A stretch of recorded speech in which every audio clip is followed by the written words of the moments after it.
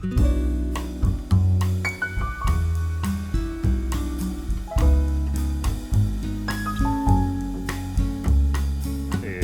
en primer lugar, muchísimas gracias por acceder a este conversatorio. Para nosotros es un placer y un orgullo contar con tu presencia. Queremos agradecerte por tu tiempo y gentileza de compartir esta tarde aquí con nosotros, con la universidad. Y bueno, para tener, es decir, para nosotros poder tener una autora africana es difícil por muchas cuestiones, sobre todo las económicas, en relación a traductores e intérpretes en Argentina por la situación que está pasando. Pero bueno, en tenerte a ti en este seminario es una gran aportación para nosotros, para los participantes, y es un contacto más directo y de primera mano, ¿no? con los temas que también estamos tratando en nuestras sesiones. Esta es la segunda sesión de la segunda parte de este seminario. Y bueno, Trifonia, yo a ti te conozco hace varios años.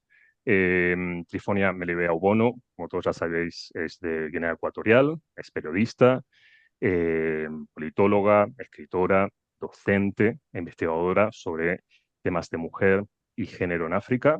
Es licenciada en Ciencias Políticas y Periodismo, doctora en Estudios Interdisciplinarios de Género y Políticas de Igualdad por la Universidad de Salamanca.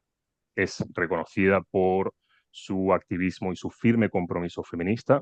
Trabaja en favor de los derechos de las mujeres y de la comunidad LGTB en Guinea Ecuatorial. Obono ha publicado Herencia de Bindendin, que es su primera obra. En esta se aborda la desigualdad de género en la etnia Fan, a la que pertenece Trifonia. La Bastarda es la historia de Okomo, una adolescente Fan marginada por su condición de hija ilegítima. Más allá de la problemática de la dote, la novela explora cuestiones de identidad de género y orientación sexual. Otra novela es La Albina del Dinero, que narra la vida de una joven albina cuya singularidad se convierte en fuente de riqueza para su familia. Las mujeres hablan mucho y mal, libro de relatos centrados en la sociedad Fan y el rol asignado a las mujeres. Allí abajo de las mujeres y No quería ser madre, son dos obras que visibilizan experiencias femeninas silenciadas. Y tu última obra, que he leído hace 2 o 3 meses, La hija de las Mitangan, que es tu novela más reciente.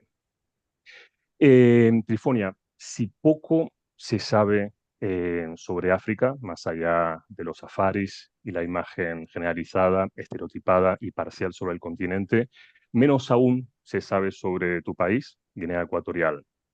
No se tiene conocimiento alguno de que es el único país africano con el español como idioma oficial, que es uno de los mayores productores de petróleo de África, que tiene el jefe de Estado con más tiempo en el cargo del mundo, el presidente, bueno, mejor dicho, dictador Teodoro Obiang, que lleva casi 46 años en el poder, que España ha tenido presencia y control de Guinea Ecuatorial durante casi 200 años, que fue colonia española durante casi 60 años e incluso ha sido una provincia española durante 9 años. Me atrevería a decir que hay una relación también política entre Argentina y Guinea Ecuatorial, durante el periodo lo que fue el virreinato del Río de la Plata a finales del siglo XVIII y a principios del siglo XIX, Guinea Ecuatorial se incorporó al virreinato del Río de la Plata. Por consiguiente, Buenos Aires en aquel momento sería su capital. Pero en cuanto a literaturas africanas se refiere, la de Guinea Ecuatorial es la única que no necesita ser traducida, ya que es escrita en español, con la excepción de la que es producida en lenguas regionales o africanas, como puede ser en Fam, Bubi, en Dowe. Producciones que son limitadas, pero significativas. No obstante, cuando hablamos de las literaturas africanas, las ecuatoguineanas son las menos difundidas. ¿A qué se debe esto, Trifonia? Esta sería mi primera pregunta. Muchísimas gracias por la invitación. La verdad es que para mí es un gran honor. Me gustaría visitar Argentina en algún momento. ¿Por qué no? Todavía no lo he hecho. Lo que pasa es que me asustan los vuelos de larga duración. Por ejemplo, para venir hasta acá, hasta Sudáfrica, creo que volé durante 16 horas y me pareció un tiempo interminable, hasta hace 2 meses sí que estaba convencida de que en España no se estaba, haciendo esfuerzos suficientes para que Guinea sea un país conocido, primero país, luego cultura, luego literatura, es decir, que todo va en conexión, todo está interrelacionado. Pero, llegué a Sudáfrica, que para muchas personas africanas, Sudáfrica es como el referente, ¿no? El espejo en el que nos miramos, ¿no? El el país desarrollado, ¿no? Que tenemos como el no va más. Pero es que en Sudáfrica tampoco se conoce Guinea. Y la verdad es que, me vine aquí para una estancia de investigación, me vi envuelta en varias actividades culturales y en todas tenían que ubicar Guinea en el mapa, en Sudáfrica. Y a eso le quiero añadir que, Sudáfrica es el país que más migración africana recibe. Los países del sur de África, los países del centro, en el centro, por ejemplo, el Congo y otros países de los países del oeste. Después, a las actividades no solo viene gente sudafricana, también viene gente de otra parte de África. Y Guinea tampoco es un país conocido en nuestro entorno. De tal forma que yo no sé si el desconocimiento de la cultura guineoecuatoriana, el desconocimiento de dónde está Guinea, si es responsabilidad exclusiva de España. No estoy diciendo que España no sea responsable, tampoco estoy diciendo que Argentina sea responsable. Yo lo que estoy eh, empezando a considerar, sí que la idea la tenía previamente, pero ahora la tengo mucho más consolidada, es que no es de interés político, no es de interés sociocultural, no es de interés geopolítico que Guinea como país que produce cultura, Guinea como país diverso en cuanto a la plurilingüidad, en cuanto a la diversidad que nos caracteriza, no le interesa a las élites poscoloniales que Guinea sea un país conocido.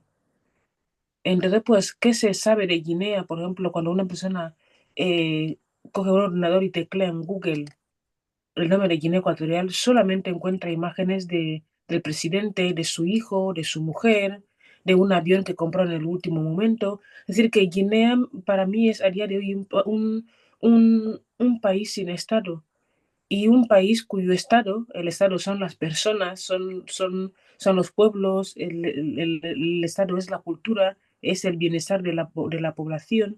Guinea es un país con el Estado secuestrado y ese secuestro de lo que es el Estado, la entidad del Estado, la población, para ser como cultura, como pueblo, con el desconocimiento que se tiene en todo el mundo sobre lo que es Guinea, dónde está Guinea, la cultura que produce Guinea, etcétera.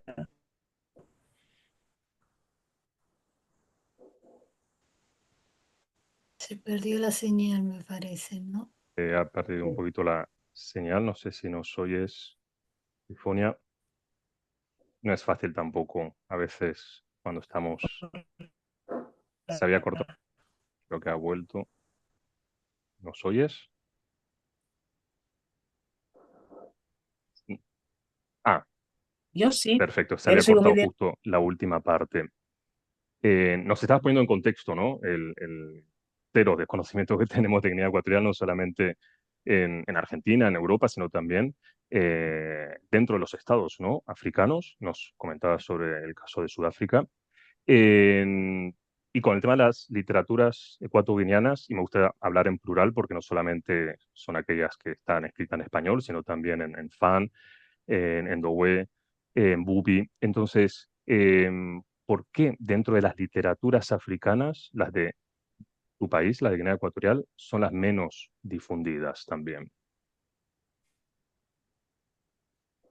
alguien está recomendando que para que no se produzca un corte, a ver si alguien por acá, si igual puedo apagar mi cámara para que solo se me oiga, no sé, ¿les parece bien?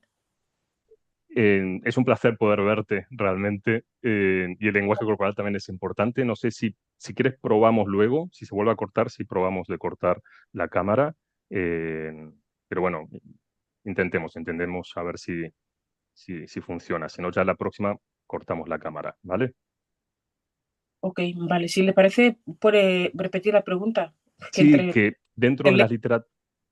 Sí, antes comentabas el cero conocimiento, ¿no?, que tenemos de Guinea Ecuatorial en general en cuanto a política, geografía, historia, pero también nos ocurre con las literaturas africanas. Dentro de estas literaturas africanas, las de Guinea Ecuatorial son las que menos han llegado a nuestras bibliotecas, a nuestras librerías, y quería preguntarte a qué se debe esta poca o escasa difusión.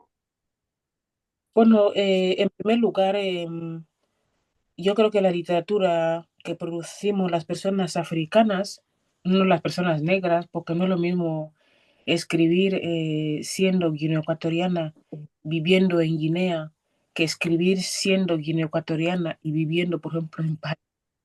Es decir, que en la actualidad la literatura o las literaturas afrodescendientes tienen un mercado bastante, no sé, creo que en evolución o emergente, o no sé. De tal forma que las personas que, por ejemplo, de Costa de Marfil o de Libia o de Malawi, que escriben viviendo en Malawi, pues se encuentran con muchísimas dificultades para poder editar, para poder publicar y para poder ser visibles, ¿no? Como personas escritoras. A eso se añade que dentro del marco, eh, dentro de lo que es la Unión Europea, dentro de lo que es Occidente, entre comillas, en Estados Unidos, pues digamos que el mercado de consumo de la literatura no es un mercado que consuma literatura no eurocéntrica. Está bastante bien visto consumir la literatura bonita, ¿no? La literatura guay, la que no te va a hacer sufrir. A veces, por ejemplo, cuando em, acaban de editar un libro mío, cuando acabo de publicar una obra nueva, la gente me pregunta, hola, ¿qué tal me vea? Es que quiero ir a comprar tu obra, pero es que no sé si voy a sufrir leyendo. Es que la literatura es el reflejo de lo que pasa en el entorno, de qué quieren que escribamos.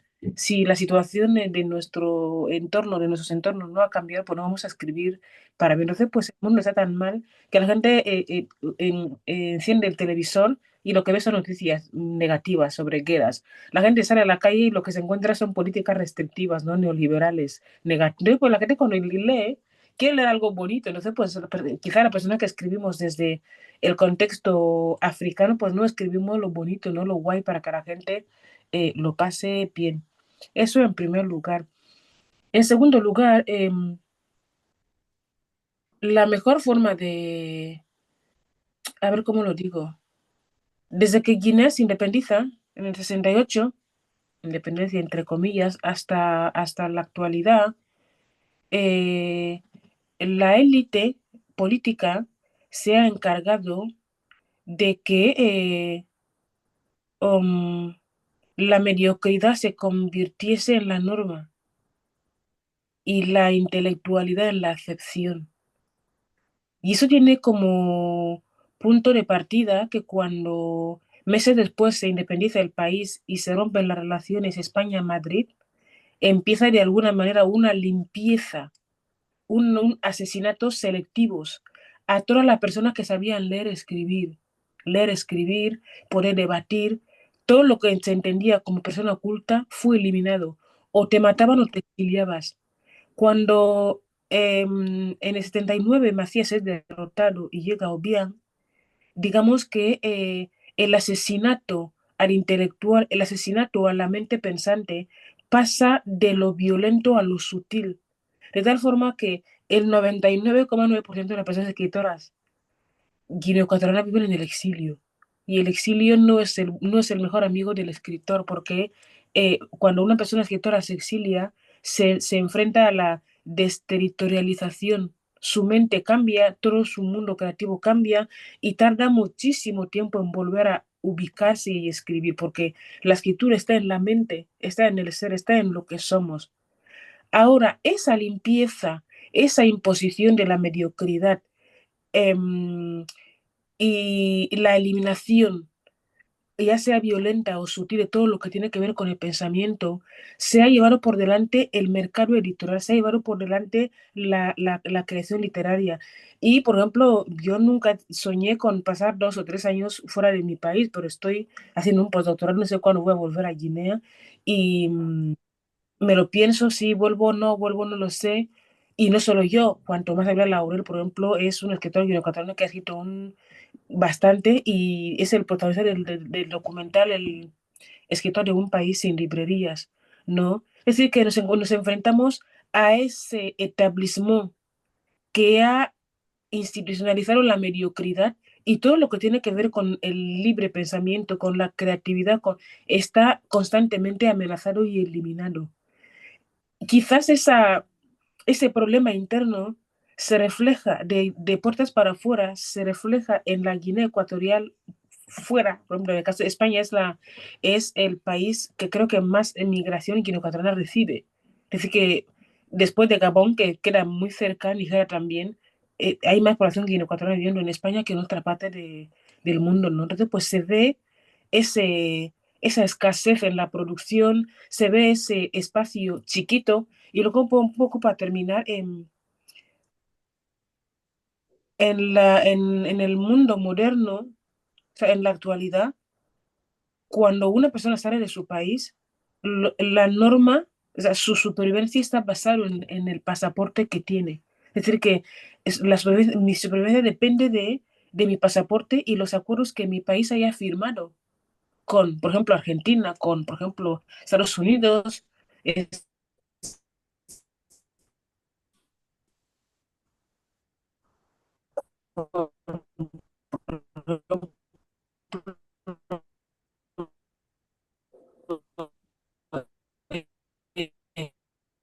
Sonia se cortó. Sí, quizá lo que podemos hacer es apagar Perdón. las cámaras para que no haya interferencia con la conexión. China, especie de apátrida. Y ya no solo las personas, la política nacional en cuanto. Si nos oyes, ¿no? Sí, pero ¿hasta dónde se ha cortado? Sí, se ha cortado, sí, cuando estabas justo comentando sobre los convenios, ¿no? Que si hubiese convenios con otros países, mencionabas el caso de Argentina. Lo que vamos a pedir es que la gente, ¿no? Los participantes apaguen las cámaras como para no cargar el Zoom. Y muchísimas gracias. Así podemos tener una mejor conexión con Trifonia. Bueno, cuando estabas hablando, ¿no? Sobre el tema de la dictadura, nosotros aquí en España decimos, y tú bien lo sabes, que la dictadura ha hecho mucho daño, y me refiero a lo que es cultura y educación, más allá de otros factores, y lo mismo se puede trasladar, ¿no? A Guinea Ecuatorial. En- con lo que veníamos hablando con relación a esta reducida difusión de la literatura ecuatoguineana, nosotros aquí en España tenemos una base de datos que se llama Base de Datos África, que lo hizo una colega traductora en la Universidad de Málaga. Es una base de datos donde están todas las obras publicadas hasta 2019 y hasta esta fecha, hasta el 2019, se publican en España 80 obras o títulos de 20 escritores y 12 escritoras. Lo que nos sorprende, aunque sí interpela, es que alrededor del 70% de estas publicaciones corresponden a autores del género masculino. ¿A qué atribuyes, en Trifoña, esta disparidad? En el caso de España, En el caso de España, donde el 70% de los títulos lo han escrito autores, ¿no? Del género masculino, en cuanto a ecuatoguineanos. a ver, yo me he perdido. Sí, Los datos son escritores que son de Guinea Ecuatorial o de España. solo de Guinea Ecuatorial hasta el Ujú, año 2019, sí, se han ujú. publicado 80 obras de escritores y escritoras ecuatoguineanos. Eh, y lo que no me sorprende, obviamente, es que el 70% de esos títulos pertenecen al género masculino. Entonces, ¿por qué seguimos teniendo esta disparidad en estas literaturas? no solamente la tuya, sino también nos encontramos con otras literaturas africanas, pero en el caso de Guinea Ecuatorial, el 70% es del género masculino publicado aquí en España. La verdad que no lo sé. Lo más fácil sería decir, ah, sí, el patriarcado. Em, todavía, ah, ¿hola? Sí, sí, sí, sí, te oímos, ¿eh? El patriarcado, porque se considera la escritura femenina banal. Bueno, pero realmente yo no sé si es solamente el patriarcado. Yo creo que aquí tenemos bastantes, tenemos factores. Vamos a ver,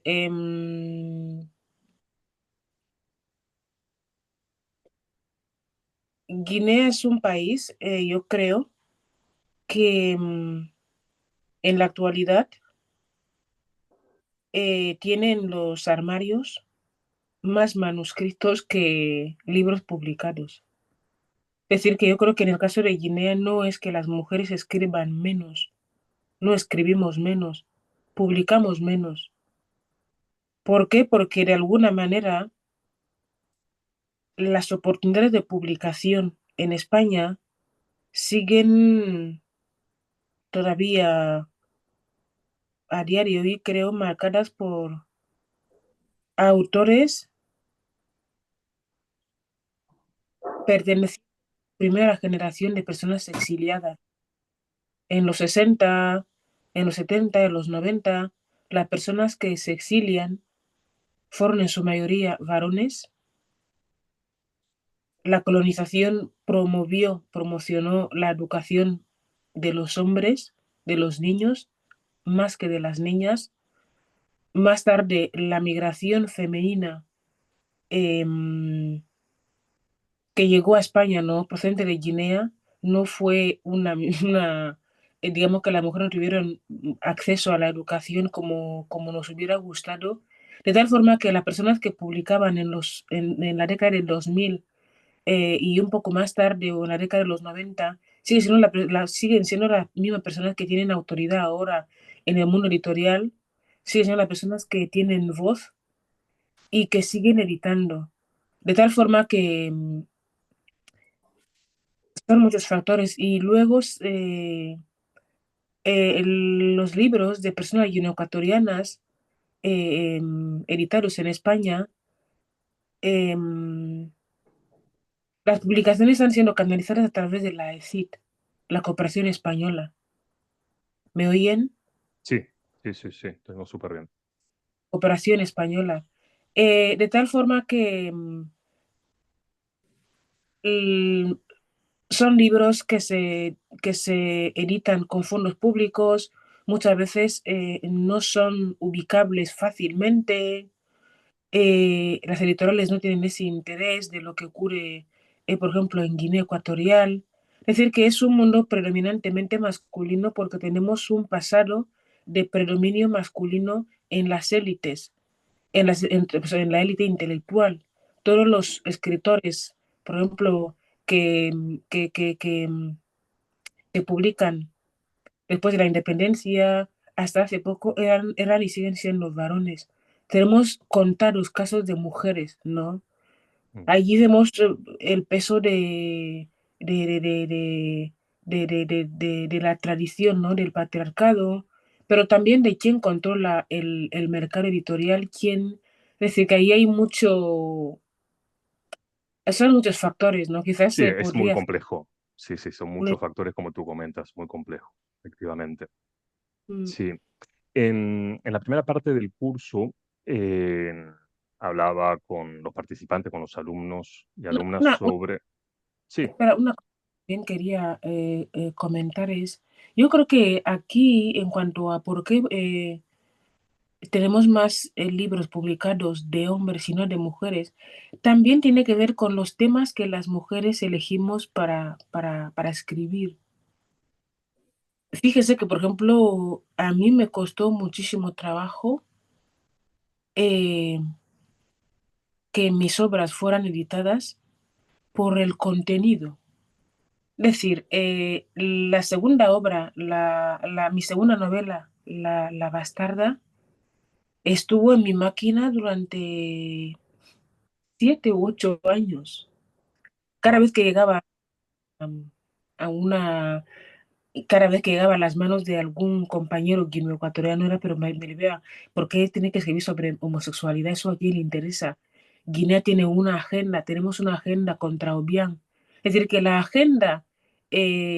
de la agenda política marcada por el exilio guineoecuatoriano, las élites del exilio guineoecuatoriano que tienen mucho poder también, que también tienen relación con el mundo editorial, con esa élite tiene una agenda que no es feminista, que no es LGBT. ¿Qué ocurre? Que las personas que hemos publicado libros LGBT nos hemos tenido que enfrentar ya no solo al régimen político de Ecuador, sino a la élite de Guinea Ecuatorial del exilio. Todo, toda mi obra literaria es atravesada por el género. Toda mi obra, o al menos en un 60% es atravesada por la temática LGBT, porque es lo que soy. Es atravesada por mi condición de mujer negra. Pero es que esos temas no son interesantes ni para el gobierno, más que ni para la élite eh, política poscolonial, que es la misma, solo van cambiando los rostros, pero la forma de gobernar es la misma. No son temas interesantes, sino más bien conflictivos dentro del país, pero cuando salimos del país y nos encontramos en espacios de debate, de la academia, de la literatura, de los activismos, en España, en el Reino Unido, Estados Unidos, por ejemplo, en América Latina, por ejemplo, en Argentina ahora mismo, el tema que eh, ocupa la actualidad guineoecuatoriana en Argentina es la independencia de Annobón, por ejemplo. Sí, Pero, ¿qué pasa con las mujeres de Annobón? ¿Qué piensan ellas con respecto al proceso? ¿Qué piensan sobre el feminismo? En Argentina interesa eso. Pues lo mismo que ocurre en España. Es decir, que posiblemente no aparecen títulos de mujeres guineoecuatorianas porque los temas sobre lo que escribimos no le interesan a nadie. Ahora, en Europa, en la Unión Europea, cuando ya llega a las mesas donde se negocia asuntos, ¿no? Oye, sí hay que editar libros sí, sí, sí, las editoras que sí, estoy de acuerdo, pero eh, ¿quiénes están en esas mesas? Los hombres del exilio. O sea, no quiero que tengan problema con ustedes para decir que la Melibea vino a decir, a hablar mm, mucho del programa ese y nos ha puesto verdes. Pero mi no, no, pregunta no, en absoluto. ¿cuál es la postura de las élites que deciden sobre publicaciones y todo lo demás del exilio, sobre esas temáticas? Te dicen, esos temas ahora mismo no están en la agenda, no nos interesa. Ya, Entonces, pues, la persona que somos, escribimos sobre lo no correcto, lo heterodoxo, hemos tenido que pasar por los márgenes para poder editar. ¿Por qué? Eso podría explicar por qué son 8 títulos o 10 y los demás son mucho más. ¿Por qué? Porque escribimos sobre temas que no están en ninguna agenda, ni la agenda del gobierno, de la élite gobernante local, ni la agenda del exilio. sí, en tu temática difiere mucho con lo que se ha escrito con Donato Ndongo, que es uno de los padres, ¿no?, de la literatura de tu país, o Juan Tomás Ávila Laurel, difieren mucho con la temática de ellos. Em, Justo antes de interrumpirte, te comentaba que en la primera parte de este seminario, le comentaba a los participantes que hay dos teorías lingüísticas, que es la chivista y la gunguista. Es este gran debate lingüístico entre publicar las obras en lenguas eurófonas o lenguas africanas. Y tú perteneces a la etnia Fang, entonces me gustaría preguntarte por qué has elegido la lengua española como herramienta de producción literaria en vez del Fang.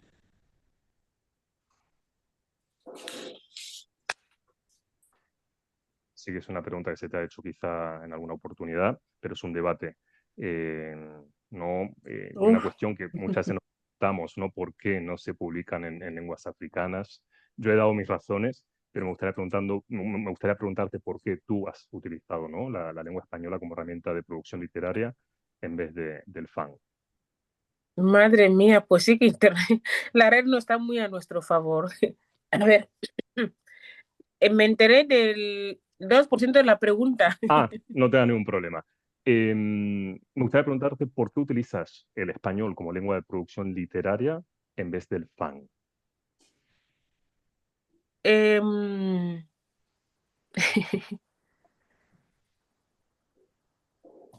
em, Yo creo que volvemos un poco al tema de las agendas. A ver, ¿aló? Sí, sí, sí, Madre te mía. oímos, ¿eh? Y yo. Te oímos y te escuchamos. Vale.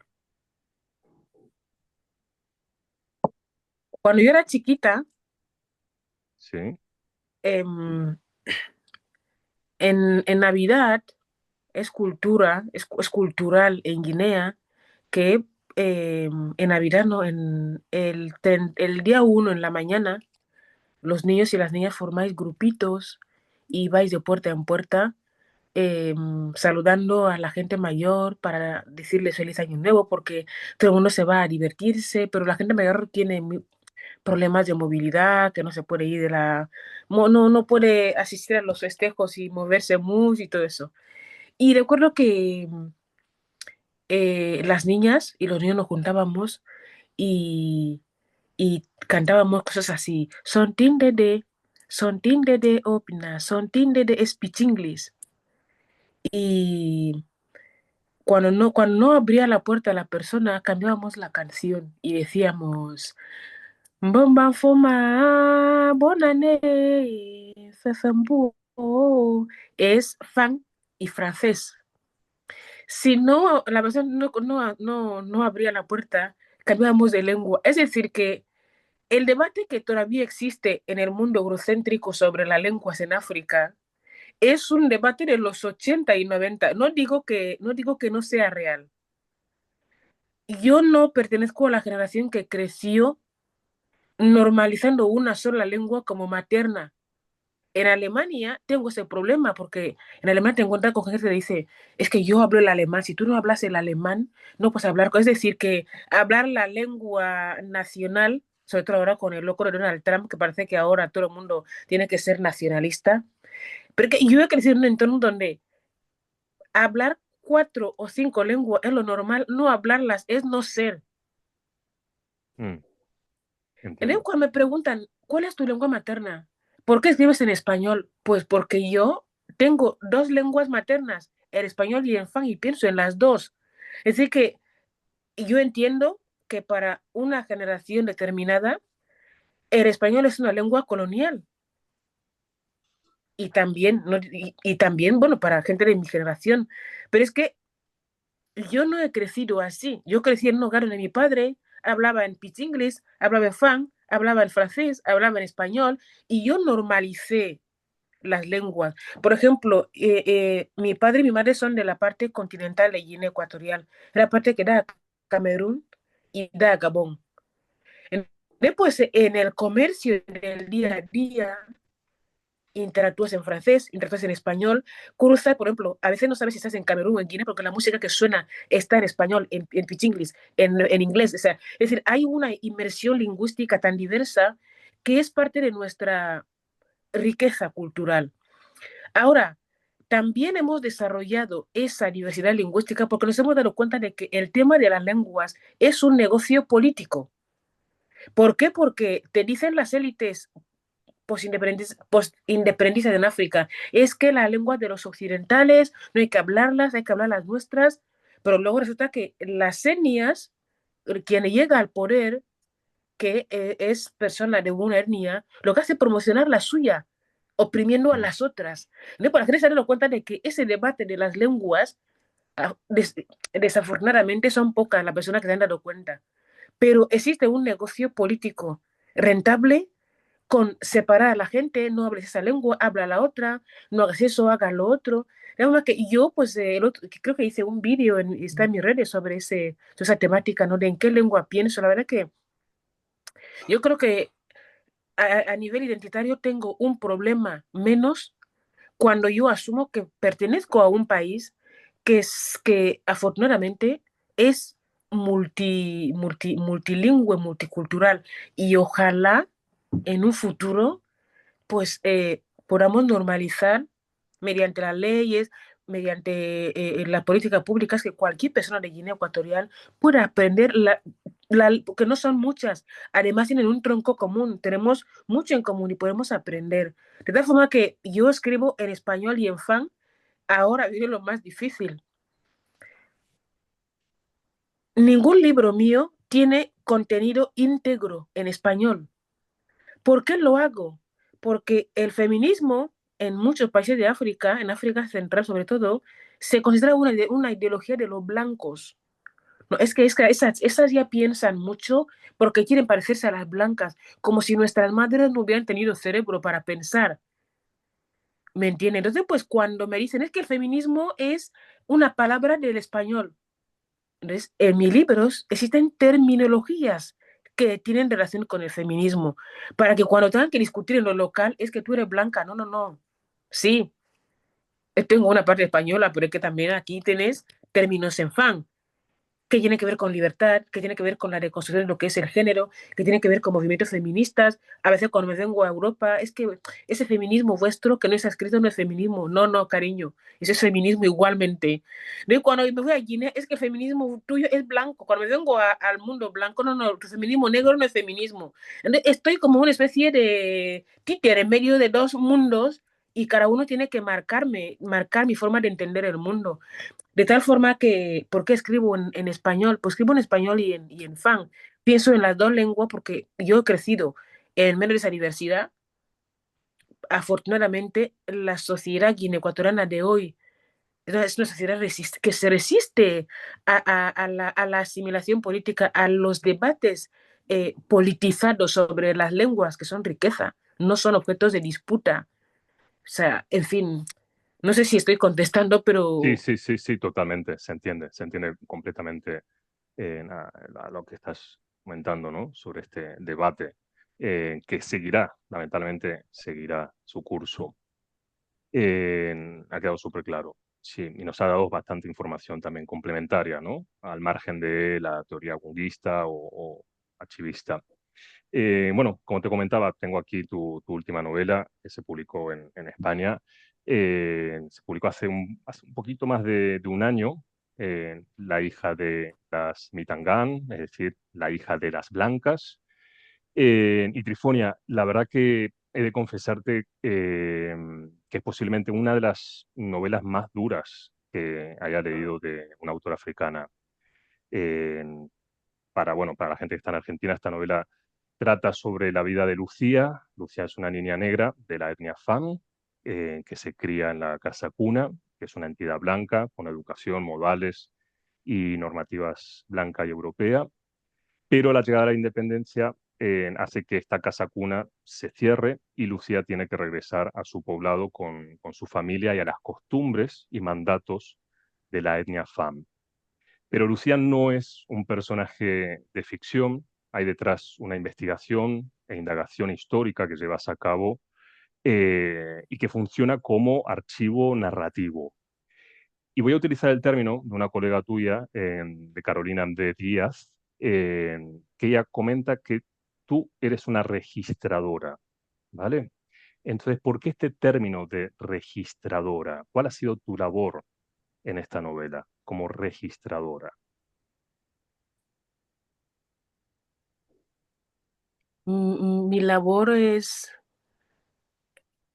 esa obra es la de una búsqueda, la búsqueda de mis referentes, ¿no?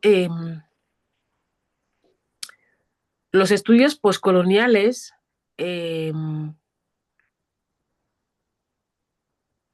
han situado a los pueblos negros en una posición de nulidad, en el sentido de que en gran parte de los foros se habla de nuestros cuerpos como si empezáramos a existir desde la colonización. A la mínima que una persona abre la boca, tiene que empezar con, es que los blancos nos dijeron, es que los blancos son, es que los blancos nos borraron, no digo que no. Ahora bien, cuando alguien quiere hurgar en la herida de qué había antes, ¿no?, de que llegaran los blancos, y ya no encuentras tanta transparencia. Se ha dibujado un mundo romántico detrás, ¿no? De qué bien estábamos. Es que el tema de la homofobia no teníamos nada de eso, ¿eh? Es que lo trajeron los blancos. ¿Eh? Ah, y el feminismo. No existen razones para que las mujeres negras seáis feministas, ¿eh? Porque antes de que llegaran los blancos, la diferencia de género no existía, ¿eh? Ah, vale, vale. El tema de la infancia de los niños. Ah, pues el tema de los niños, cuando estábamos sin los blancos, no teníamos problema con los niños, ¿eh? Es decir, que antes de los blancos estaba todo bien. Con llegan los blancos empezó ahí todo mal. No. Es decir, que yo me niego a reconocerme solo a partir de la blanquitud. Yo quiero saber qué había antes, de dónde vengo, de dónde soy. Ahí es donde está la pelea, no la pelea de, de los estudios postcoloniales, porque yo creo que eh, la empresa colonial es el genocidio más grande de la historia, pero la reconstrucción o la construcción que hacemos de la negritud después de la supuesta abolición de la esclavitud no está dignificando al negro o a la negra, está creando una raza que intenta o ser superior a la blanca para ver cuál es la raza superior. Y eso no nos ayuda en nada, desde mi punto de vista.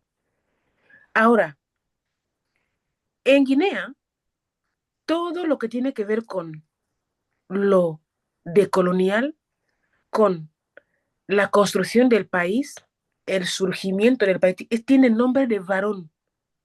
Cuarteles con nombres de varón independentistas, escuelas con nombres de varones independentistas, y la historia de la mujer está silenciada.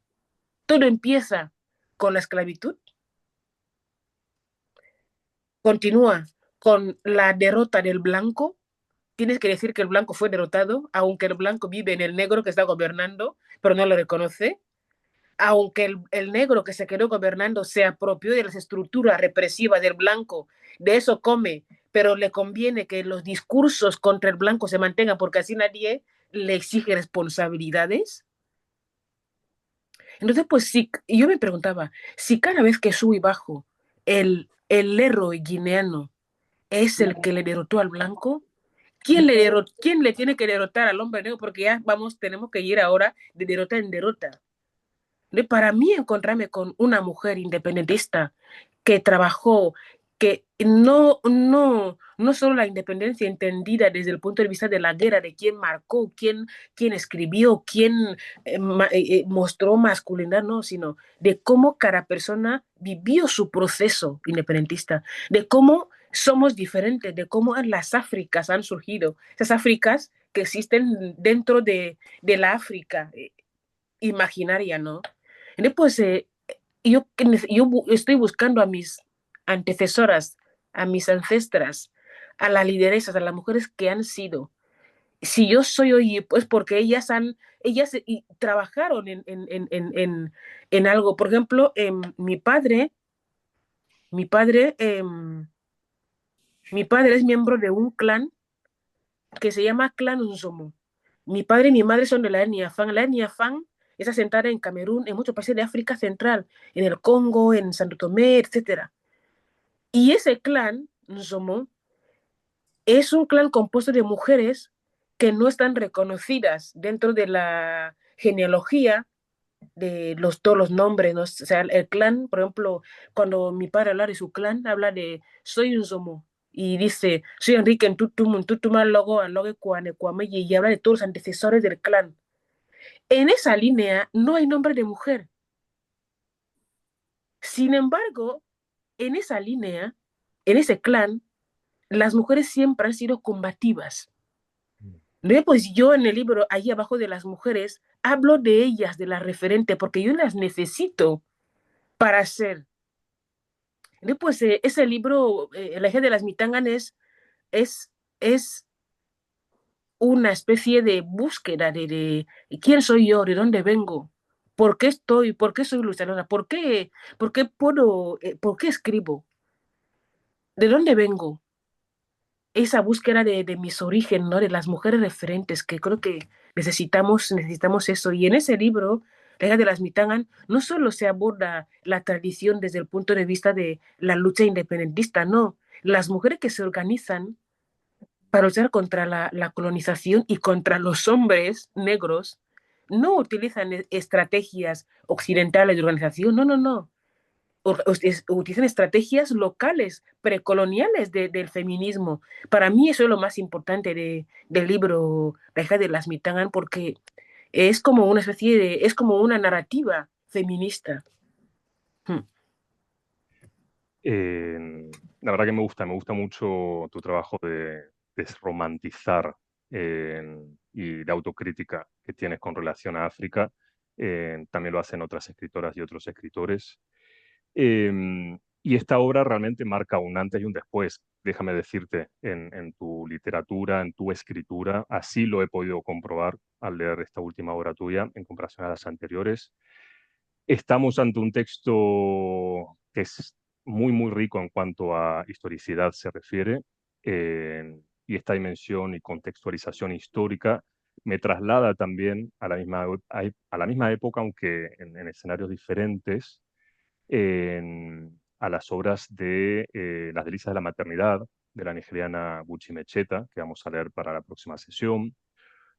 O también me traslada a la problemática que tenemos con Efuru, de Flora Wampa, también nigeriana.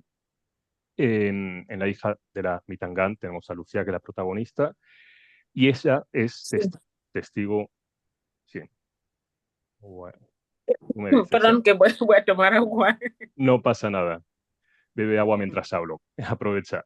Entonces te comentaba que Lucía, la protagonista, es testigo de la última época de la colonia, de la dictadura de Macías y la actual de Obiang. Y entre muchísimos temas que trata tu última novela, quería preguntarte sobre dos de ellos, dos temas en particular, que es el tema de la dote y los matrimonios forzados. Y quería consultarte, preguntarte si se ha avanzado algo en la etnia Fan desde el periodo precolonial, pasando por el colonial hasta la actualidad, con el tema de la dote y los matrimonios forzados. El tema de la dote está, em, la dote es la columna vertebral de los matrimonios forzados y los no forzados.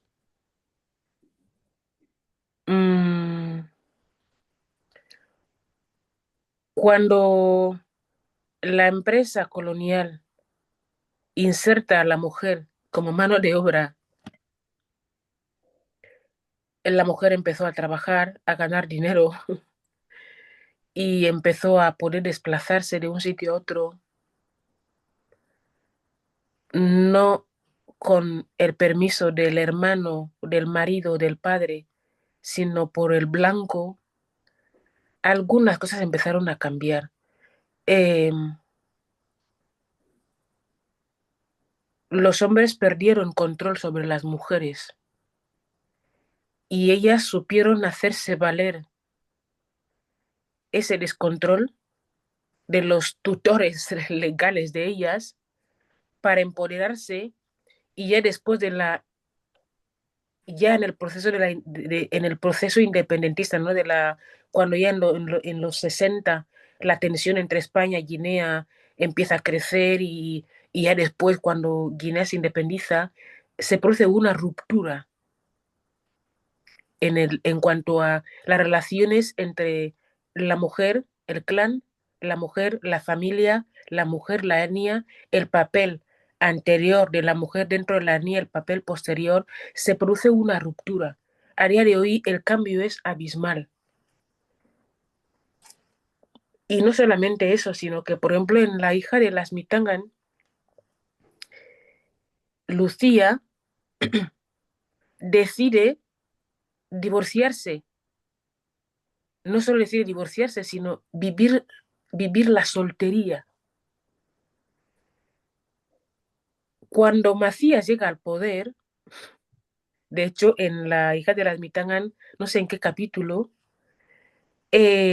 promete en su programa electoral que liberará a las mujeres del yugo de los maridos y de las tradiciones. Macías prometió eso. Y las mujeres salieron a votarlo. Ahora, cuando gana las elecciones y se forma el primer gobierno, sus socios le dicen, amigo, eso no, ese programa electoral no se puede cumplir. Ahora, en los primeros meses de gobierno de Macías, sí que se vio de alguna manera la presencia femenina, de cómo las mujeres empezaron a tener poder y a decidir. Pero la ruptura llega cuando los socios de Macías, él mismo, sin dejarle a Macías atrás, le dicen que eso no puede ser, porque África tiene que volver a sus orígenes. Y esa vuelta significa que las mujeres tienen que volver al yugo. La ruptura que se produce entonces se refleja incluso en la actualidad. Es decir, que existe una disputa de esa África, ¿no? Sí, hay que volver a la África antigua, hay que conservar la tradición, pero ¿cuál? ¿Cuál de las tradiciones? La dote forma parte de ese debate. Yo creo que a día de hoy, a día de hoy en África Central, el porcentaje más alto de los libros que escriben las mujeres fan tiene que ver con la dote. Ah, un inciso, en Sudáfrica el tema de la dote afecta incluso a los presidentes, tanto que afectó a Jacob Zuma en el poder, porque tuvo que ir a pagar la dote de su hija y eso le creó problemas con las feministas. Es decir, que esa no es una cuestión de Guinea, es una cuestión de África del Sur, ¿no? La gestión que se ha hecho del poder desde las élites con el feminismo. De forma que si existen cambios, sí, porque las mujeres desde ese periodo conquistan espacios de poder y han ido conquistando más espacios de poder. La noche a día de hoy es negociable, las mujeres a día de hoy pueden negociar la dote, pueden devolverla y muchas pueden hacer lo que les da la gana con sus cuerpos desde ese periodo. Muy buena respuesta. Yo te voy a hacer la última pregunta porque me gustaría darle también espacio a las y los participantes a poder, ¿no?, realizar preguntas, hacerte consultas.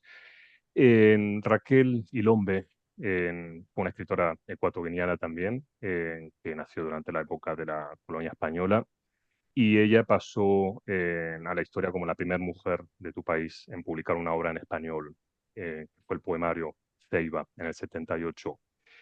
Y en su escritura también abrió un camino pionero al abordar la condición de las mujeres sin hogar y sin país, aquellas que habitan entre varios mundos y al mismo tiempo son rechazadas en ellos. Hogar. ¿Cuál es tu hogar, Trifonia? ¿Cuál es tu casa? Mi ordenador, Tu ordenador, tu computador, sí, el ordenador. mi ordenadora, mi computadora, porque solo existo cuando escribo.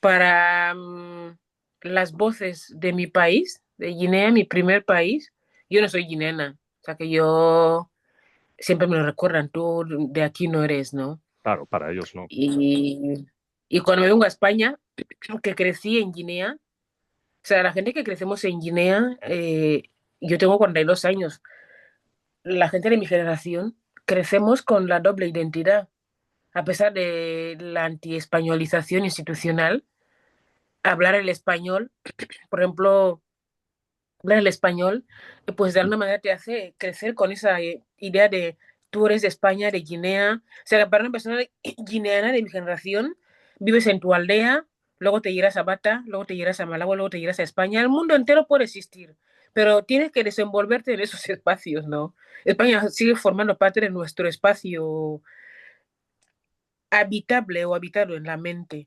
Ahora, después de que América Latina empezó a bombardear al mundo a través de la música, por ejemplo, mis hermanas tienen un mundo imaginario, ¿no? Bata, Malabo, España, Colombia, se habla mucho de Colombia porque ahí están las Karol G y las Shakira, ¿no? Bailando todo el rato y empoderando a las niñas. Pues yo no sabía que no soy española hasta que llegué a España porque me dijeron que no soy española porque soy negra. O sea, que me enteré que no soy española en el aeropuerto, en Barajas, no sabía que no fuera española. Aún así, viví en España durante todo mi ciclo educativo, la universidad, el máster y todo lo demás. En Murcia. Eh, sí, en Murcia, siendo consciente de que, fue cuando tomé consciente de que tampoco soy guineana. Es decir, que vivía en Guinea sin saber que en el futuro me dirán que yo no soy guineana. Ahora en España aprendo que debo buscar mi lugar en el mundo, que nadie me va a dar un lugar. Ahora, después de todo el proceso de mi vida, yo creo que mi único hogar es mi ordenador, porque es donde puedo ser yo, escribir, comunicarme con el mundo, pensar y ser yo. Mi hogar es ese, no tengo, no tengo otro. Mm. Muchas gracias, Trifonia. Dos cositas antes de pasar a las preguntas de los participantes. Bueno, habías mencionado antes al autor Juan Tomás Ávila Laurel, en aquellas personas que quieran quizá enterarse también un poquito de este escritor y de su literatura. Bueno, tenéis en YouTube una entrevista que también le hice a él hace unos años, que fue para un ciclo de conferencias de la Universidad de Valladolid, así que lo podéis encontrar si queréis enteraros un poquito más de Abonón, Juan Tomás Ávila Laurel. Y después, Trifonia, mira qué casualidad que hoy te tenemos aquí en Argentina y esta semana, no sé si sabías, salió el libro de Omer Freixas. No sé si sabías que, bueno, tú has prologado el libro de Omer Freixas, que es, bueno, Omer Freixas es un historiador africanista argentino, docente Ah, y sí, escritor, sí, me dijeron. Ah, vale, vale. y salió Ah, esta sí, sí, sí, semana. me acuerdo. Sí, sí, sí, Hmm, salió esta semana, se llama wow. Breve Historia de Guinea Ecuatorial, el país con el dictador más longevo del mundo. Lo he colgado en nuestra plataforma, es decir, si los participantes van a lo que es las lecturas complementarias, abajo de la plataforma hay un link de descarga, porque es una descarga gratuita para promocionarlo, ilegal también, ¿vale? Entonces, bueno, tenemos ahí un prólogo muy interesante, muy, muy interesante tuyo. No se ha publicado nada en Argentina hasta el día de la fecha, excepto esta semana con este prólogo, ¿vale? Pero bueno, quería comentaros eso, por si a alguien le interesa leer un poquito más y adentrarse a lo que es Gana Ecuatorial. Luego te voy a pasar el link a ti, Trifonia, de este libro que tú prologas. Así que bueno, pasamos directamente ahora, después de esta publicidad, a los participantes. Laura va a estar Sí. mediando un poquito ahí las preguntas de la gente, en que no solamente son de Argentina, también son de España, de Colombia, de México, de muchos países de Latinoamérica. ¿Vale? Cuando tú quieras, Vale. Laura. Sí, gracias Trifonia, gracias Federico. Abro la cámara, si vemos que se vuelve a interrumpir, bajamos, es decir, la cerramos de vuelta, ¿sí? Perfecto. Por ahora venimos bien. Antes de pasar a los comentarios o preguntas de quienes están en la sala, quería solamente mencionarles que en el chat, a medida que Trifonia nos fue respondiendo a las preguntas que le ibas haciendo, Federico, Alexandra agregó, fue bastante al principio, un comentario cuando, bueno, leo el comentario y ya van a ver en qué momento lo puso. Dice Alejandra que entiendo que esa disparidad de género ocurre también con autoras negras en Colombia, Brasil y Argentina, grandes mercados editoriales. Aquí hay más información en cuanto a estos mercados. Se pone un enlace donde, bueno, se puede tratar este tema, ¿no? Manuscritos negros, ¿por qué no ven la luz? Sí, esto quería mencionarles por si alguien no vio el chat. En el momento que vos le consultaste a Trifonia, ¿por qué tanta más publicación de autores Sí, varones que mujeres? sí. Bueno, eso quería agregar para que no quede perdido en todos los, digamos, no se pierden los comentarios, pero para que no quede como más escondido. Bueno, si quieren, como decimos siempre, pueden poner comentarios en el chat o preguntas que vamos leyendo. También pueden levantar la mano y si no conocen cómo levantar la mano, abren el micrófono y ya les doy la palabra. Vamos a poner la sala en galería, así ya nos vamos viendo. Ahí está.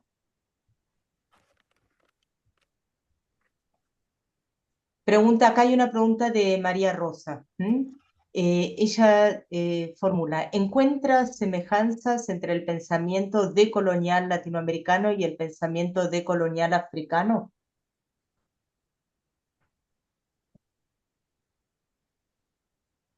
Ok, ¿cómo nos organizamos? ¿Se formulan las Vamos, preguntas a la vez o voy respondiendo tranquilamente? Tenemos no, tiempo, ¿no? sí, vamos respondiendo una a una porque a veces son bastante diferentes y para no contestar como hacía el bulto, sino quizá con un poquito más de referencia a la pregunta. ¿Mm? Si te parece bien. En materia de género sí que encuentro muchas semejanzas. En todo caso, creo que en Hispanoamérica específicamente, em, la visibilidad y la conexión de los activismos es más, mm, está más presente en la vida diaria de la gente. Es decir, que es movimientos de mujeres contra los feminicidios, pero que están eh, de alguna manera conectados, ¿no? Y por ejemplo, México, Colombia, Uruguay, Paraguay, etcétera. Es decir, que yo encuentro que las mujeres feministas en Hispanoamérica están mucho más unidas. Quizás el contexto es mucho más democrático, no una democracia plena, que la América hispana es una zona geopolítica formada por países que han avanzado en cuanto a la conquista de los derechos fundamentales, de tal forma que las mujeres, de alguna manera, a pesar de los riesgos, ¿no?, que corren en sus vidas en cuanto a ser asesinadas o a... Sí que es verdad que están mucho más desarrolladas y mucho más conectadas que en el contexto de África negra. Las dictaduras son nuestro primer obstáculo. No es que se produzcan más feminicidios en Hispanoamérica y menos en África negra. La única diferencia es que son mucho más visibles en Hispanoamérica. En África negra no. Es decir, que yo creo que se ha hecho un trabajo grande en el caso latinoamericano, en el caso hispanoamericano. En el caso de África negra se está haciendo un trabajo, pero tampoco es un trabajo visible, porque tenemos muchos obstáculos todavía. Y lo que sí que encuentro aquí como un obstáculo en los dos lados del mundo es el control que ejercen los varones en cuanto al pensamiento poscolonial. Me parece un pensamiento androcéntrico, tanto en Hispanoamérica, en Latinoamérica, como en África negra. A diario, por ejemplo, si una persona lee la producción literaria, la producción académica, ¿no?, el pensamiento en América Latina, en Hispanoamérica y en África negra, va a encontrar que son hombres, son los que marcan la agenda, y las mujeres, pues, cuando queremos iniciar o introducir temas que nos interesan, siempre terminamos yéndonos por nuestra cuenta para ser más visibles y más resolutivas.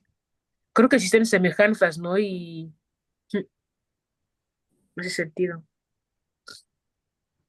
Gracias, muchas gracias. Sí, Juan Carlos.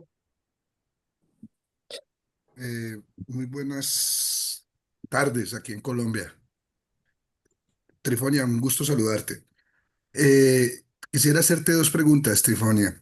Una es tu relación con el cine, es decir, ¿cómo es tu relación en lo personal y en lo profesional con la cinematografía? Y también preguntarte algo en esa misma primera pregunta, sobre si la cinematografía, hablo en plural, si las cinematografías africanas están registrando la condición de las comunidades LGTBIQ+. Y la segunda pregunta, Trifonia, es de carácter ya ideológico tuyo en tu postura como escritora, porque has hablado de tu activismo. Entonces, al final yo quisiera preguntarte si ese activismo concilia con tu interés artístico, con tu voz autoral, o por el contrario, porque siento que es un doble trabajo, el de expresarte y el de lidiar con el lenguaje, y aparte de eso, tener una causa encendida y un objetivo del colectivo que se reafirma a través de tu literatura. Entonces, esas son mis preguntas, Estefanía. Muchísimas gracias por haber compartido con nosotros el espacio.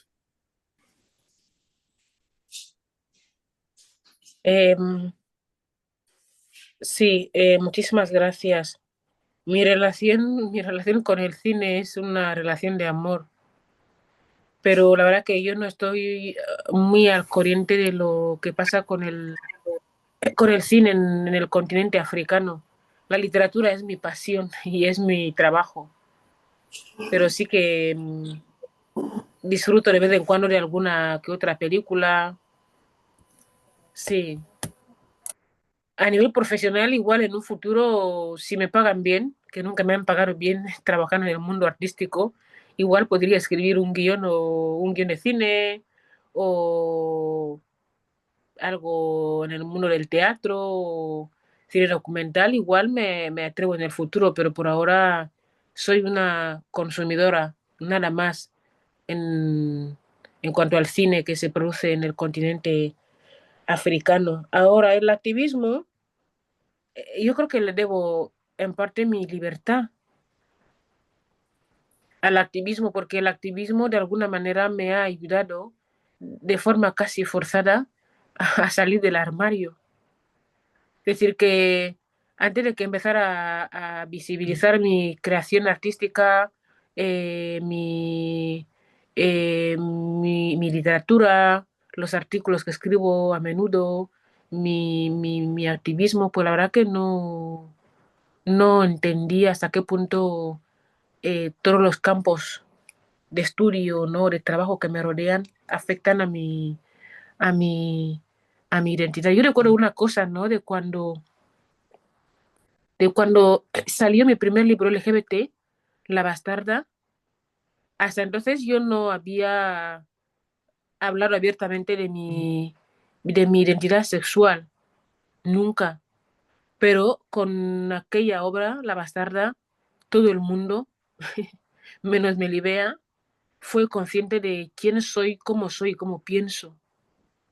Es decir, que yo le debo mi libertad y mi vida al activismo, mi libertad interior sobre todo, ¿no?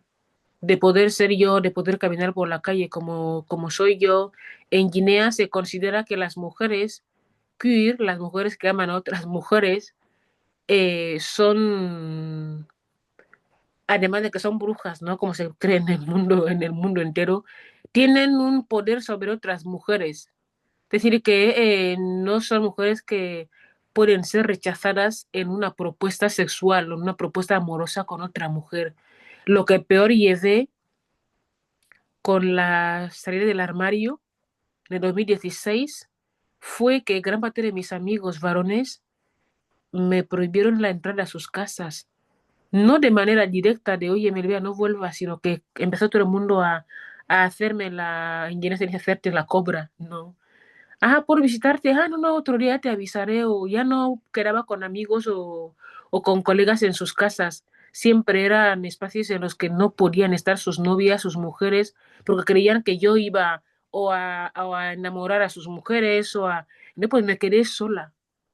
Pero el precio de vivir la libertad, de sentir que soy yo, de caminar por la calle sintiéndome libre de que, bueno, me da igual lo que la gente piense, me da igual. Eso no tiene precio. Para mí fue lo mejor, es lo mejor que me ha pasado en la vida.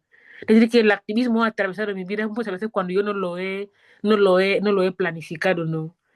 No sé si se puede separar literatura a un lado, activismo a un lado, academia a un lado, está todo mezclado.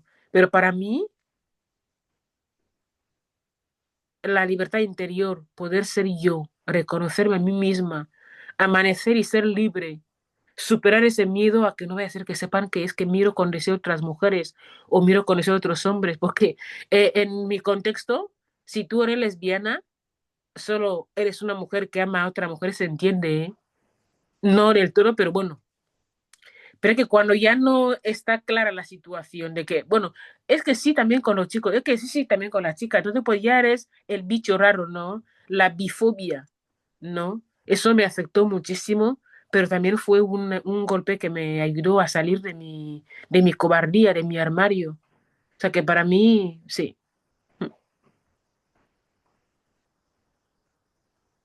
¿Hola? Gracias. Sí, sí, se escucha perfecto, se oye muy bien. Sí. Ok. Em, Quería leer el último comentario y después volvemos a los anteriores porque tiene que ver con lo que nos acabas de contar es de Alexandra y dice el terror heterosexual por la pérdida ante una lesbiana. Y luego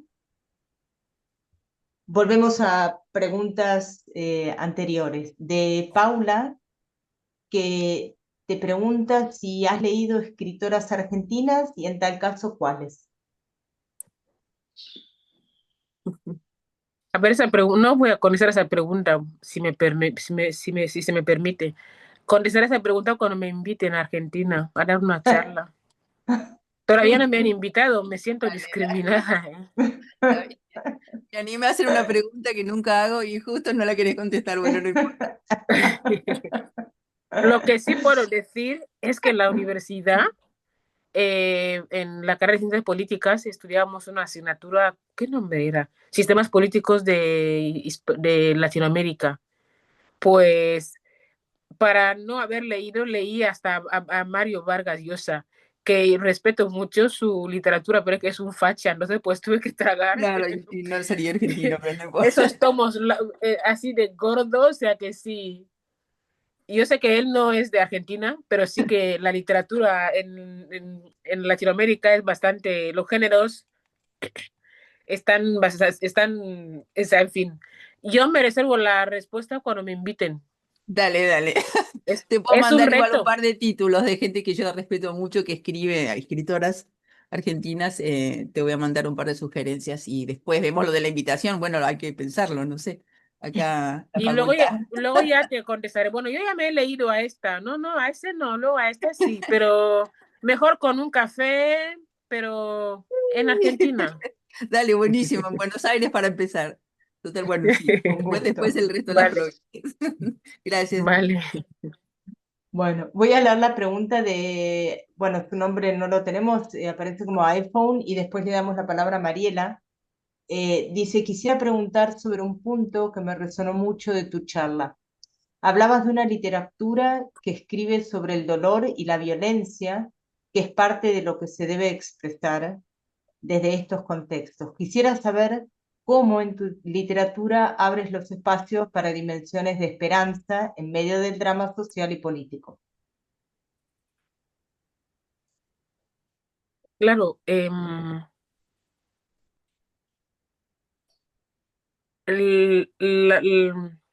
las personas que escribimos en entornos necropolíticos, donde el dolor es más habitual que la muerte, es el más habitual que es más frecuente o se vive con más intensidad que la esperanza, eh, también tenemos la responsabilidad de crear resiliencia dentro de ese dolor.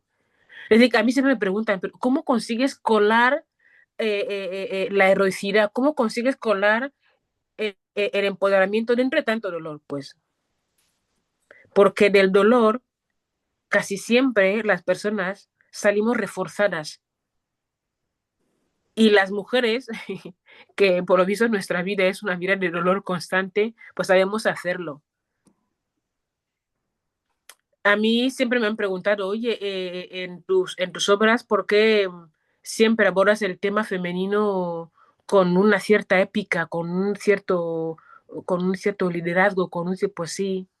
Es decir, que en mis obras yo narro el dolor, pero también consigo crear personajes que son capaces de resurgir dentro del dolor. A mí me encanta esa parte de la construcción de personajes. Anteriormente, cuando escribía, construía personajes sin una conciencia de que construía personajes. Ahora que me han dado muchos golpes por la literatura que produzco, igual ya no sea capaz de en un futuro escribir y construir personajes con tanta fortaleza y con, con una mente positiva. No lo sé. Quizá en un futuro ya veremos. Gracias. Alexandra propone que hagamos una vaquita para invitarte, Trifonia. Eso es una expresión muy nuestra. Hacer una vaquita significa que cada uno pone lo que puede y se junta una cantidad de dinero para cierto fin. Así que bueno, Le decimos hacer un bote. Sí, Lindo. hacer un Claro. bote. Qué lindo, qué lindo. Bueno, Mariela, sí. Hola, ¿qué tal, Trifonia? Qué gusto. La verdad que súper agradecida con el espacio y con la calidad y de hecho tuve como que medio ordenarme en la pregunta, porque es como que me siento como que haría un montón de preguntas para conectar con vos. Eh, He tenido como mucho contacto estoy en Argentina y con guineanos, varones, y hacía mucho, mucho tiempo que quería como escuchar una voz guineana de una mujer guineana y poder tener esta cercanía, por eso como que me pone muy, muy, muy contenta. También escribo, entonces mi pregunta va como medio desde ese lugar. ¿Cómo fueron esos primeros encuentros de vos con tu escritura? ¿Y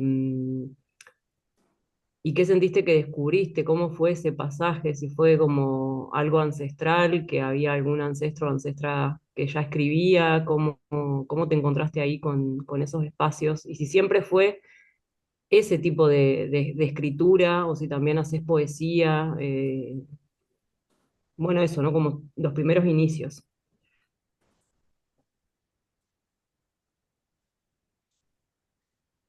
A ver, yo no sabría ubicarme en los inicios de mi creación literaria.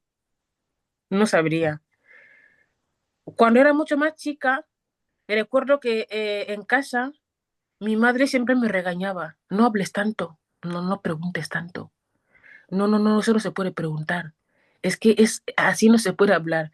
Mi, mi, mi madre y mi padre viven bueno, mi padre falleció em, en una zona de Guinea Ecuatorial que se llama Evinayón. En Evinayón está la cárcel más peligrosa de Guinea y es en el subterráneo. Es decir, que tú puedes circular por todo Evinayón. Cuando yo era chiquita, ahora hay más cárceles. En Guinea hay menos personas y cada día más cárceles, ¿no? Em, O sea que yo recuerdo que me iba con mi madre a Vinayón, al hospital, cuando ella tenía que llevar a algún hermano pequeño, una hermana pequeña al hospital, o a vender o a lo que fuese, y nunca vi una cárcel. Pero yo era demasiado habladora mi madre me decía, hablas demasiado para ser mi hija. Entonces, pues, ¿qué pasaba? Que mamá, ¿y eso qué es? Y me decía, cállate, eso no se puede preguntar, porque Guinea es una dictadura, nunca hemos sido una democracia. Entonces, pues, que una niña ande preguntando cosas de mayores, pues, la culpa es de la madre o la culpa es del padre. Después me castigaron tanto en casa por formular preguntas que empecé a escribir todo lo que no podía preguntar. Y recuerdo que cuando era chiquita, el primer día del colegio papá nos entregaba un cuaderno en el que se podía leer 16 páginas. Y mi padre calculaba, por ejemplo, un mes entero con el cuaderno de 16 páginas. Y yo en 2 o 3 días tenía ya el cuaderno con todo escrito, pero escondido debajo de mi cama. Hasta que un día se me ocurrió meter ese cuaderno en la mochila y llevármelo al colegio. Entonces el maestro vio el cuaderno y llamó a mi padre y le dijo, pero a ver, tu hija está escribiendo eso. Si ese cuaderno llega a las manos del jefe del político del poblado o lo que fuese, tienes un problema. Entonces me castigaron otra vez en casa, ya no por hacer preguntas, sino por escribir en el cuaderno. Después, ya papá no me entregaba el cuaderno las 16 páginas, porque yo no era buena con los cuadernos. Y lo que yo hacía era escribir en el suelo. No, hay un juego en Guinea que se llama piso. El piso es una cosa así, es como un rectángulo, así. Porque no sabía cómo dibujarlo. Es que siempre suspendí dibujo en el colegio. Y la niña coge como una lata de sardina agujereada y tú vas practicando de alguna manera bueno, en fin, es un lío, pero va saltando en el suelo, ¿no? Saltando, saltando. Y yo lo que hacía, con las demás niñas saltaban, iba a escribir en el suelo, así que volví a descubrir que escribía en el suelo. Recuerdo que yo tuve toda una infancia en la que mi madre nunca estuvo orgullosa de que yo aprendiera a callarme porque yo podía, no tanto porque le molestara que yo hablara o preguntara, sino por el problema que podía crear a nivel familiar por hacer preguntas así difíciles. digamos que cuando hago cuando echo la mirada hacia atrás sobre cuando empecé a escribir, igual fue en aquel momento, ¿no? Y ¿qué pasa? Que después cuando más tarde ya publicaba, mi mamá me dijo una vez, nunca conseguí que dejaras de hablar tanto, ¿no? Después, digamos que ya hablaba a través del libro más gordos y a través del ordenador, ¿no? Ya no necesitaba ni al maestro ni a nadie que me controlara. Quizás fue allí, ¿no? Pero también cuando hablo, recuerdo a referentes en cuanto a escritura, recuerdo a mujeres en mi poblado cantando.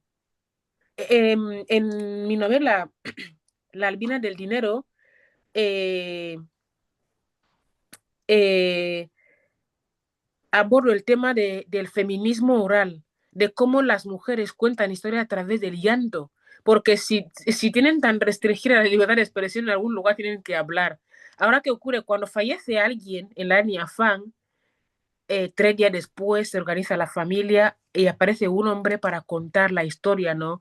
Tal fulano murió porque no sé qué tal, pero desde el primer día de fallecimiento, cuando vas a una familia fan y encuentras que, por ejemplo, se está contando que ha muerto alguien, se está haciendo preparativo, las mujeres lloran, tienen permiso para llorar, los hombres no. Y es cuando tú te enteras de la vida entera del fallecido. Oh, yandong, ndong aguabo, eso es en fan, ¿no?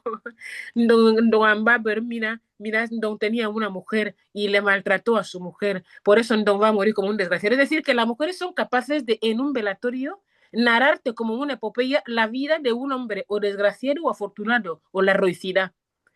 Y cuando yo escribí el libro Yo no quería ser madre, que es el libro más traumático de mi vida, porque es el libro que recoge 30 testimonios de mujeres queer que han sido madres por violaciones correctivas y por embarazos correctivos. Entonces, cuando yo escribí esos relatos, lloraba. Y yo me vi escribiendo como las mujeres fan que lloraban en los velatorios. Y me vi y fue cuando pude ver cómo se hacía literatura en los velatorios de la etnia. Es decir, que yo no sabía, no puedo ubicar mi literatura como una literatura con un ordenador. Ahora sí que tengo un ordenador, pero en mi mente, cuando yo escribo, mi mente es una narrativa de mi pueblo, de mi infancia, de las mujeres, de cómo hacen las cosas, de cómo se van a la finca, de cómo hablan, cómo son capaces de mantener conectores dentro de la narrativa. O sea, yo no sé cuándo empecé a escribir, no lo sé, pero yo creo que crecí en un entorno en el que la oralidad es la norma y es también la novela. No sé. Claro, pero ¿Qué? por eso mismo la oralidad, la escritura ya es como otro paso, ¿no? Qué impresionante. Te re agradezco, un placer haberte conocido. Y sí, venite a Argentina, hay mate. Em, Vale. algo que no le Tenemos, comenté, algo que sí, no le comenté a perdón. Trifonia es que no le resultara extraño si ve gente bebiendo, ¿no? Mate, es algo muy común en Argentina, pero bueno, sí, es algo único que lo podemos ver aquí en los Zoom que tenemos a veces con Argentina. Estefanía comentaba sobre un encuentro con Camila Sosa. Camila Sosa y Trifonia. Nosotros la invitamos a Camila Sosa aquí a España de manera online con Casa África en un evento que tuvimos hace 2 meses, que era sobre las escrituras LGTB desde las periferias en Casa África. Pero bueno, Camila Sosa no respondió a los correos. Así que bueno, ahora habría que convencerla desde Argentina para poder tener ese encuentro, ¿no? Con Trifonia. Creo que se llevarían muy, muy bien.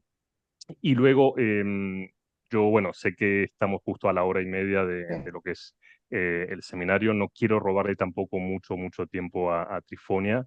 Entonces, bueno, que Trifonia nos diga si quiere responder a una o dos preguntas, pero Trifonia tampoco quiero abusar de tu tiempo, ¿vale? Que es muy preciado y sé que también es tarde en Sudáfrica. Tú nos dices, ¿eh, Trifonia? Ok, claro, pero entonces Yo, está bien, ya que estoy, y claro, así también puedo quería, ganarme así me puedo ganar una sí, invitación en el futuro. sí. Perfecto. Quería, Federico, proponer, si te parece bien, leo hay 6 preguntas en el chat y está Alexandra con su mano levantada. Las leo brevemente las Vale, preguntas. sí, sí, Y sí, entonces, pues son Trifonia, si muchas. querés decir, bueno, claro, las leo y vos decís, bueno, que no significa que si no hay valoración en eso, será como al azar que Trifonia dice, prefiero responder esta o... ¿Les Me parece parece una muy bien? buena idea. Entonces, nos dice Graciela, ¿cómo toman los contemporáneos que ella vaya más allá de la llegada del blanco, que busque saber cómo era la vida en el continente antes de la esclavitud? Alejandra te pregunta a Trifonia, ¿cuánta libertad tiene la mujer de elegir la maternidad? ¿Cuánto le pesa le pesa, perdón, la no decisión? Cristina comenta, en sus textos el tema de la maternidad aparece brutalmente tratado. Me interesa saber qué piensa al respecto. Salteo la de Estefanía, que ya lo mencionaste, Federico, y Carolina menciona que, dice así, me impacta lo que has contado en relación a ese miedo, apartamiento, en contextos sociales más bien privados. En ámbitos públicos, ¿existe libertad para manifestarse como mujer lesbiana? Por ejemplo, salir con una mujer de la mano, tener conductas que hacen explícita la relación. Y Mercedes pregunta, leí estos dos cuentos. Yo cuesto 4 millones y el segundo, yo tenía que haber nacido hombre. Me llegaron con dolor, son bellamente dolorosos, en el lenguaje está la resiliencia, mientras haya palabra se puede contar todo. Gracias Trifonia, me asombra que tengas tantas palabras por compartir. Gracias Federico y a los organizadores. Eso bueno, no era una pregunta.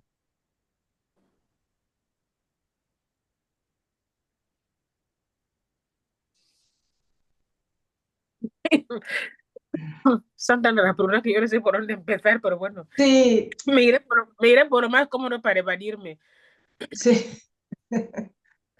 o por lo más doloroso, no lo sé. La A que tú ver, prefieras, la que te resulta a ti más interesante, ¿no? mi mejor manera de abordar el tema de la maternidad y el peso de la maternidad en el contexto de Guinea Ecuatorial no fue a través del mundo heteronormativo, sino a través del mundo lésbico, a través del mundo de las mujeres queer. Me daba cuenta de que en los grupos de WhatsApp, cuando las chicas discutían entre ellas, una manera que tenían de posicionarse como superior frente a la otra era haciendo alarde a sus descendientes. Yo soy madre de una, soy madre de tres, soy madre de dos, soy madre de... Y la que no tenía, perdía el debate, ¿no? Perdía la capacidad de poder contrarrestar la discusión. Y constantemente en los estados de perfil de WhatsApp, cada una siempre posteando hijos, ¿no? Primogénito, ay, qué feliz soy con mi niño. Son algunos de los aspectos que empecé a observar. Antes de escribir, yo no quería ser madre. Bien, en la etnia Bubi de Guinea, en la etnia Visío, cuando hablo de etnias en Guinea, hablo de naciones. Gran parte de los estados de África Negra son estados en un mapa, no son reales. ¿Por qué? Porque gran parte de las etnias que conviven en Camerún también conviven en Guinea, también conviven en Nigeria. No existe una sola etnia, en el caso de Guinea, que no tenga familiares o parientes en otras. Ahora bien, ¿por qué las mujeres disidentes sexuales siempre hacían o hacen alarde de la maternidad? Porque si tú no eres madre, a nivel sociocultural tú no existes. Es la maternidad la llave del reconocimiento, pero también la llave de tu muerte. ¿Por qué? Porque lo que la sociedad premia no es que hayas sido madre, sino que tú hayas enriquecido al clan. Esos hijos son hijos que están tutorizados por un hermano tuyo, no por ti. Ninguna etnia en Guinea Ecuatorial es matrilineal, aunque los hombres, que por ejemplo estarán ahí en Argentina, o dirán que no, en nuestro contexto africano somos matrilineales, no, no, no, no, no. No lo creáis, eso no es así. Es decir, que en cuanto al tema de la maternidad, la mujer empieza a ser considerada un poquito como tal solo si es madre, si no, no. Y lo que en varios de mis libros hago con el tema de la maternidad es narrarlo la, con, con la total franqueza. Y afortunadamente yo no tengo una educación judeocristiana, que es la de que cuidar las palabras, que todo sea bonito, no, ¿cómo te digo? O sea, como esa manía de ser siempre correcta, decir lo correcto, no saltarte las normas sociales, no. La crudeza con la que me cuentan las historias es la crudeza con la que las narro, porque si le quitamos realismo a las historias que narramos, pierden su esencia y las voces pierden reivindicación. De tal forma que, por ejemplo, yo no quería ser madre, la gente me decía, pero Meribia, qué cruda. Digo, claro, porque son crudas. Qué querés que narre? ¿Qué querés que cuente? Lo bonito, ¿no? No hay nada bonito aquí, porque la maternidad no solo afecta lo físico de la mujer, también lo psicológico. Es una especie de saco que te colocan sobre la cabeza y tienes que cargar con ella durante toda tu vida.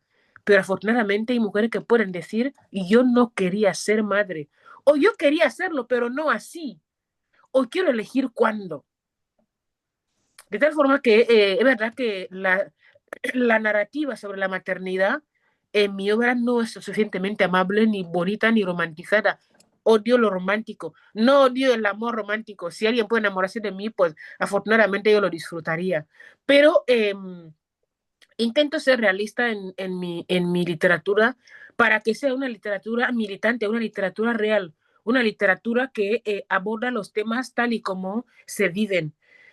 Es que han sido muchas preguntas y yo me he perdido un poco en todo. Quería cerrar, ya que no tenemos mucho tiempo ya, con un aspecto muy importante.